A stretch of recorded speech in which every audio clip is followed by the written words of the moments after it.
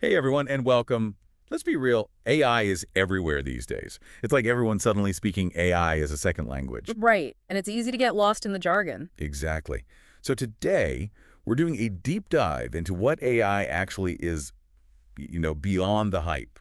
Ready to get into it? Absolutely, let's dive in. Okay, so both is AI intelligent and mere imitation. You read this question that I feel like everyone's asking. Just how smart is AI? Like, really? Are we on the verge of machines that can think for themselves? It's a question that's been around for a long time, but is suddenly feeling very real. For sure. So where do we even start with a question like that? Well, the first thing is to define what we even mean by intelligence, which, believe it or not, is harder than it sounds. Okay, yeah, I can see how that could get complicated. Even with humans, there are so many different ways to be intelligent. Totally. So how does this apply to AI? Well, is AI intelligent? Use this great example of a smart light bulb, right? And how it can learn your schedule and turn itself on and off at the right time. Oh, yeah, I actually have a few of those. Yeah, Super convenient. right. But does that make the light bulb actually intelligent? Or is it just really good at following instructions? Okay, I see what you mean. There's a difference there. Exactly. And that's the key distinction. AI today is really good at very specific tasks, like that light bulb. But it doesn't have the kind of general intelligence that humans do. We can learn and adapt and understand things across all these different situations. So AI is kind of like a specialist, whereas humans are more like generalists. That's a great way to put it. And to really grasp this difference, the is AI intelligent? Hmm. Article talks about this fascinating thought experiment called the Chinese room. Ooh, yes. I remember reading about that, but honestly, I could use a refresher. It's about a person who doesn't speak Chinese, right? Exactly. They're in a room with this giant rule book, and the rule book lets them match Chinese characters based on how they look, not on their meaning. So they could technically have a conversation in Chinese without understanding a word. Exactly. They get a message in Chinese, look up the characters in the rule book, write out the corresponding response, and send it back. No actual understanding needed. Wow, that is wild. Okay, but what does that have to do with AI, though? Well, just because a machine can process information and give us an output that looks intelligent doesn't mean there's actual understanding behind it. Just like in the Chinese room. Okay, I think I'm starting to get it. Yeah, So it's about whether the AI is actually thinking or just mimicking thought. Right. you got it. That makes a lot of sense. And that's where the other article, Mere Imitation, picks up. Oh, how so? It dives deeper into this idea that a lot of what we see with AI, especially these programs that can like write poems or code, is actually just really, really good mimicry. Sophisticated, but still mimicry. So it's not really thinking, it's just really good at following patterns it's seen before. Right. Think of it like, say, a parrot that's learned to say a bunch of phrases. The parrot might string the words together in a way that sounds meaningful, but... But it doesn't actually get what it's saying. Exactly. And that's what we need to be careful of with AI. Just because it can produce human-like output doesn't mean it thinks like a human. So how worried should we be about these super realistic parrots flying around the internet? That is the million-dollar question. It really makes you think about the whole history of AI, right? Like, if we're so focused on AI mimicking humans, where did that even start? And it's impossible to talk about that without mentioning Alan Turing and the whole Turing test thing. Right. Which, by the way, mere imitation had some really interesting points about. Oh, yeah. Like what? Well, they were talking about how Turing's original idea kind of gets misinterpreted. Oh, yeah, totally. People always bring up the Turing test, but most don't realize Turing first called it the imitation game. The imitation game. That is interesting. Okay, so how is the Turing test usually interpreted? Well, most people think it's about, can a machine fool you into thinking it's human? Like, can it hold a conversation so well you can't tell it's a computer? Right, right. Which is kind of what we were just talking about, right? Yeah. Like AI mimicking human conversation. Exactly. But the Mere Imitation article, it points out that Turing's original 1950 paper, where he first proposed this, it wasn't really supposed to be a definitive test. Oh, really? More like a thought experiment. Exactly. It was about getting people to think differently, to push the boundaries of how we even define thinking. So it was less about, here's the test, now we'll know for sure if machines can think, and more about just starting a conversation. Exactly. And Mere Imitation argues that over time, that focus on just imitation on whether a machine can sound human, it kind of took over the field of AI. So instead of figuring out if machines can actually think, we got caught up in just making them sound like they can. Right.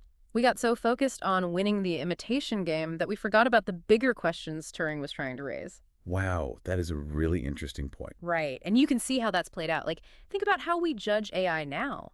Can it write a good essay? Can it hold a conversation? It's like we're holding it to a Turing test standard without even realizing it. It's true. We're kind of obsessed with AI that can pass for human.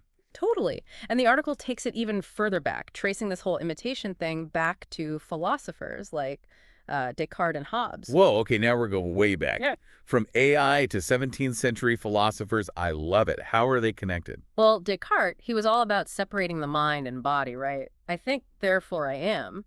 He thought of the mind, the thinking part, as totally separate from the physical body. So, like, the mind is software, and it could theoretically run on something other than the human body. Exactly. And then you've got Hobbes, who thought of reason itself as a kind of calculation. Like, if you break thought down to its tiniest parts, it's really just about processing information based on rules. So you've got Descartes separating the mind from the body, and Hobbes basically defining thought as a kind of math problem.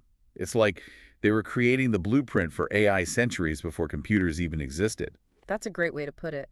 And even if they didn't realize it, their ideas helped make the idea of a mind without a body, like a real concept. Disembodied intelligence. So Yeah. we're not just trying to recreate a human mind in a machine. We're trying to recreate this abstract idea of a mind. Exactly. And mere imitation really drives that home. It's saying that even the most advanced AI today, it's still built on this very old idea that to be intelligent is to mimic human behavior, not to actually think like a human. So we're judging AI based on how well it plays the role of intelligent being, even if we don't know if it's actually capable of that. Exactly. And that brings us to like the development of actual AI systems, which what is AI gets into as well. Right. So how did we go from Descartes to Siri? Fill us in.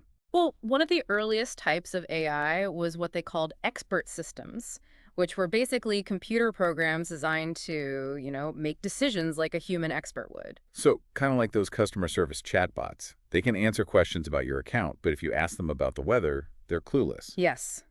Good at one very specific thing, but not very adaptable. And they needed humans to program in all the rules and information. Okay, so that brings us to machine learning, right? The idea that we can get machines to learn on their own without having to program in every single rule. You got it. Instead of telling a machine everything it needs to know, we feed it massive amounts of data and let it figure out the patterns for itself. Which makes sense. I mean, that's kind of how humans learn, right? Yeah. Through experience and patterns. Exactly. But as What is AI points out, that dependence on data, it creates a whole other set of questions. Ooh, like what? What kind of questions? Well, for one, it means AI is only as good as the data it learns from, right? So if the data is biased or incomplete, the AI is going to be biased and incomplete too. Makes sense. Garbage in, garbage out, Yeah, right? exactly. And on top of that, it shows just how much AI still depends on humans. Like, even with machine learning, someone still has to choose the data, train the models, make sure everything's running how it should. It's not like we can just set AI loose and let it figure everything out on its own. Which makes you wonder, can it ever really be truly independent then? Like, is the whole idea of completely autonomous AI even realistic? No, that is a question, right? And it's something a lot of researchers are actually trying to figure out. Is AI intelligent? Brought up a pretty interesting thought about this. What was that? It suggested that maybe the real danger isn't AI getting too smart, but us humans assuming it's smarter than it really is. Oh, interesting. Like, we give it too much control because we overestimate what it can actually do. Exactly. And that's why it's so important to understand like the real potential of AI and its limitations, especially as it becomes a bigger part of our lives. We can't just blindly trust it. Totally. We can't just be impressed by what it does. We need to understand how it's doing it. Exactly. We've got to be able to ask the important questions like, what data was it trained on? How is it making decisions? Is there any bias in its programming? Things like that. It's about being informed citizens in this new world of AI, not just like passive users, right? 100%. We can't be passive. We got to be active participants in shaping how this technology develops. Well said. Okay, so if anyone's listening to this and feeling a little overwhelmed by all this talk about AI, just remember, you don't have to be an expert to understand the basics, and you definitely don't have to buy into all the hype. Just stay curious, keep asking questions, and remember, AI is a tool. A very powerful tool. Right. And like any tool, it can be used for good or bad. It's really up to us to decide. Couldn't agree more. So that wraps up our deep dive on AI. We hope this got you thinking, maybe challenged some assumptions, and hopefully left you feeling a little more AI savvy than you did before. Until next time.